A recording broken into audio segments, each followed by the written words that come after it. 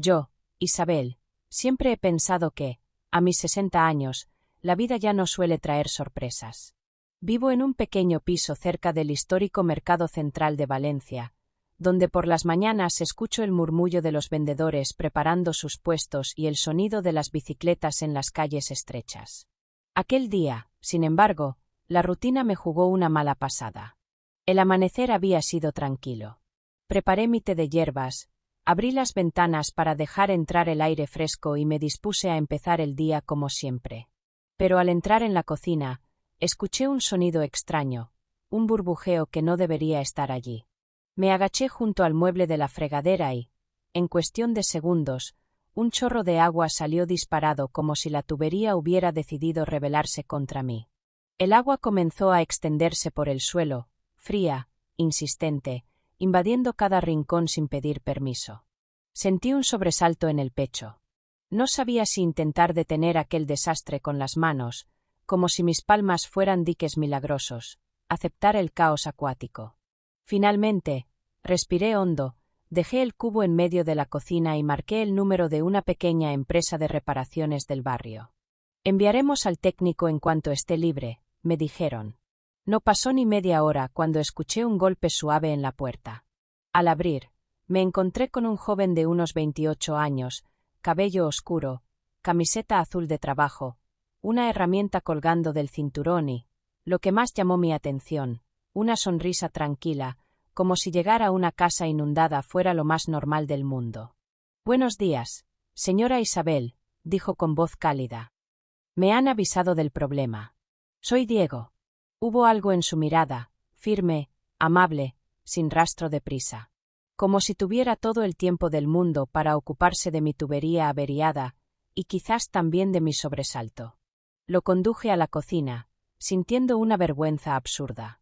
El suelo seguía húmedo, y yo me disculpaba mentalmente por cada detalle. La fregadera llena de platos, el mantel doblado a medias, incluso por el desorden que el agua había provocado. Me sentía torpe, fuera de lugar, quizá por la diferencia de edad, quizá porque hacía años que no tenía a un desconocido tan joven dentro de mi casa. Pero Diego, al ver el desastre, ni siquiera frunció el ceño. Se arrodilló frente a la tubería, tocó la llave de paso y dijo con calma: «No se preocupe, de verdad. Esto tiene solución. Vamos a dejarlo perfecto». «Vamos», dijo «vamos», como si estuviéramos en equipo. Y algo dentro de mí, una parte que llevaba tiempo dormida, respondió a ese plural. Mientras él preparaba sus herramientas, yo no podía evitar observarlo de reojo. Sus movimientos eran precisos, casi elegantes, como si cada gesto tuviera un propósito. Tenía esa energía tranquila que solo poseen las personas que disfrutan lo que hacen. Y, por algún motivo, su presencia iluminaba la cocina más que el sol que entraba por la ventana. Me quedé junto a la puerta, mirando cómo trabajaba, sintiéndome al mismo tiempo ridícula y acompañada. No era una sensación que hubiera esperado sentir aquella mañana, pero allí estaba, creciendo poco a poco entre el ruido del agua y el golpeteo de sus herramientas. Ese fue el comienzo de un día extraño, inesperado, pero lleno de una calidez que yo creía perdida desde hacía años. Y mientras él desmontaba la tubería con absoluta concentración, yo pensé: quizá la vida sí aún sabe sorprender. Incluso cuando solo se rompe una tubería. Diego llevaba ya un buen rato trabajando bajo el fregadero, y yo, desde la mesa, intentaba parecer ocupada revisando una revista vieja que ni siquiera estaba leyendo. En realidad, lo observaba a escondidas, atrapada por la naturalidad de sus movimientos. Había algo casi hipnótico en la forma en que deslizaba la llave inglesa, en cómo inclinaba la cabeza para mirar mejor el interior de la tubería, en su manera de fruncir ligeramente el ceño cuando escuchaba un sonido extraño, y luego esa sonrisa leve, casi traviesa, cuando encontraba la causa del problema. No era solo un profesional haciendo su trabajo. Había una dedicación sincera, una concentración que me hacía pensar que, para él, hasta la avería más simple tenía un valor especial. De vez en cuando me explicaba lo que iba descubriendo.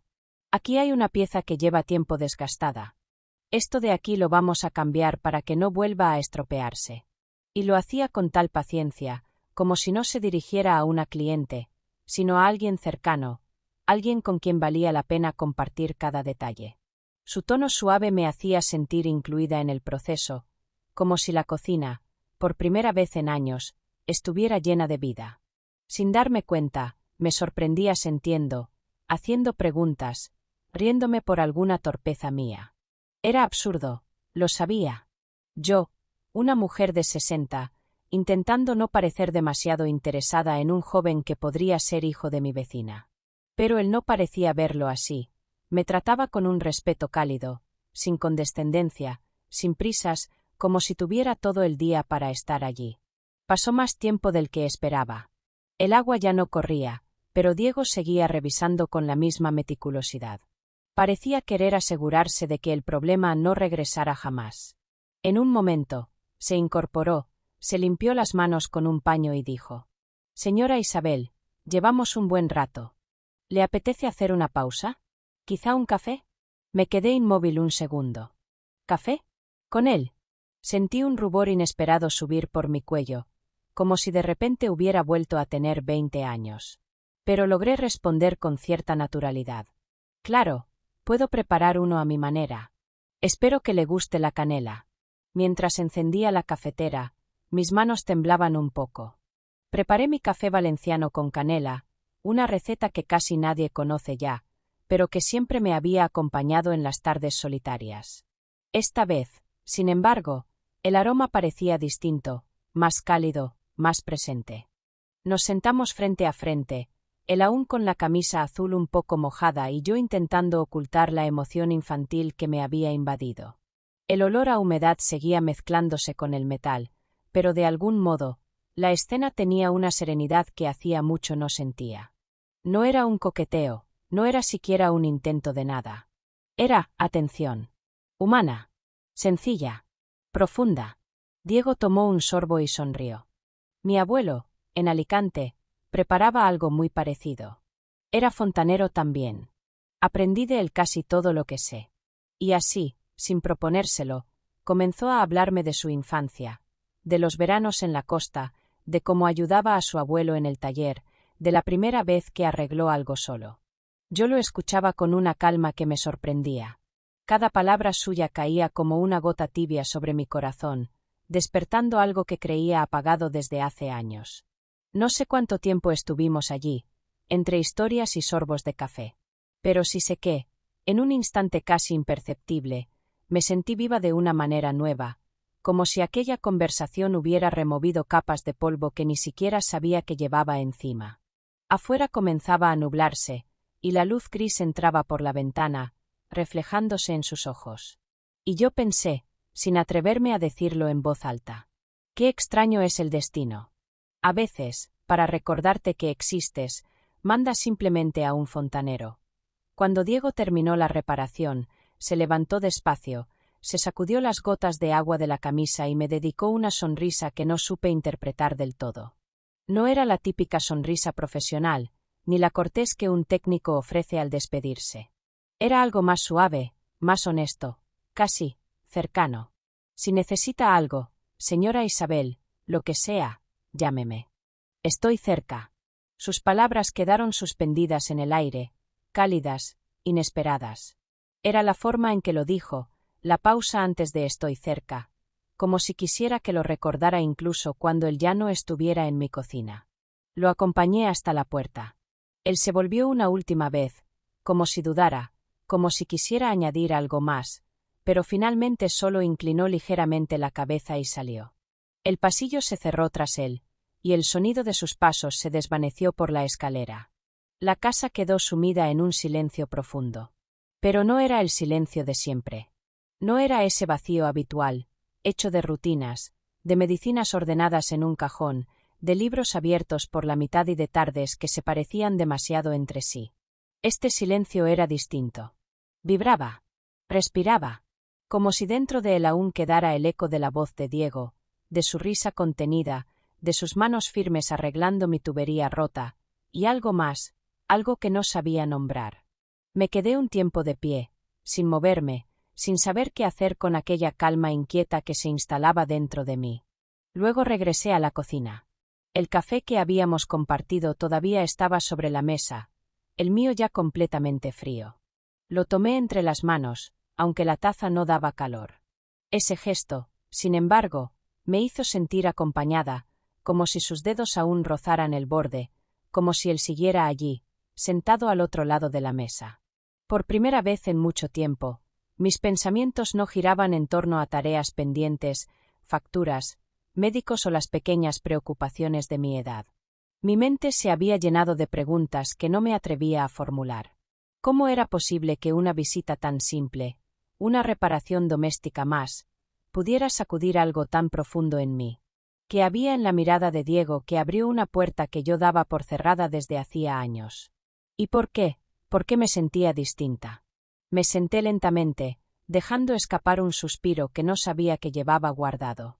Observé mi cocina, las luces tenues, el olor leve a metal húmedo, la tubería recién reparada que parecía brillar un poco más que antes. Todo estaba quieto, y sin embargo todo parecía nuevo. Incluso el aire. Sobre la mesa, junto a la servilleta doblada y la cafetera aún tibia, estaba su tarjeta. Blanca, sencilla, el nombre Diego Ramos en letras negras. Una tarjeta como cualquiera, y sin embargo, mis ojos volvían a ella una y otra vez, como si tuviera un imán secreto. No quería admitirlo, pero algo en mí esperaba, o temía, que aquella tarjeta fuera el inicio de algo que no sabía si debía permitirme.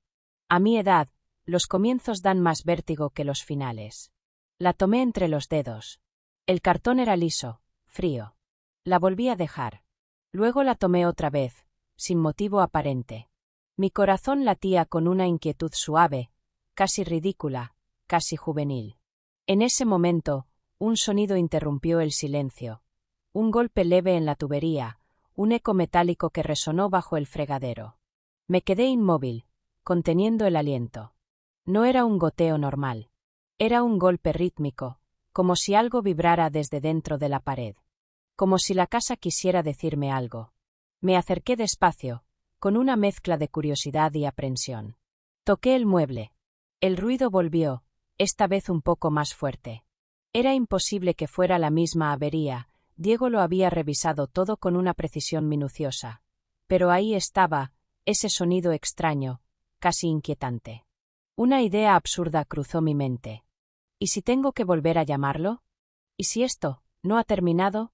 Me quedé congelada, con la mano sobre la madera, escuchando.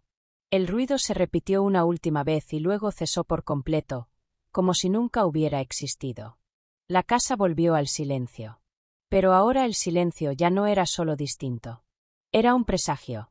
Me enderecé despacio, respiré hondo y miré la tarjeta de Diego una vez más. La luz de la tarde caía sobre ella, haciéndola brillar apenas. Y fue allí, en esa cocina donde empezaron las pequeñas grietas de mi rutina, donde comprendí que algo había cambiado para siempre. Algo que yo no había buscado, pero que había llegado de todos modos, silencioso, inevitable, como el agua que brota de una tubería rota. Tomé la tarjeta entre mis dedos. Esta vez no la solté. Gracias por vivir esta historia con nosotros en Diario de Amor. Suscríbete, dale like y no te pierdas los próximos capítulos donde el deseo y el destino vuelven a cruzarse.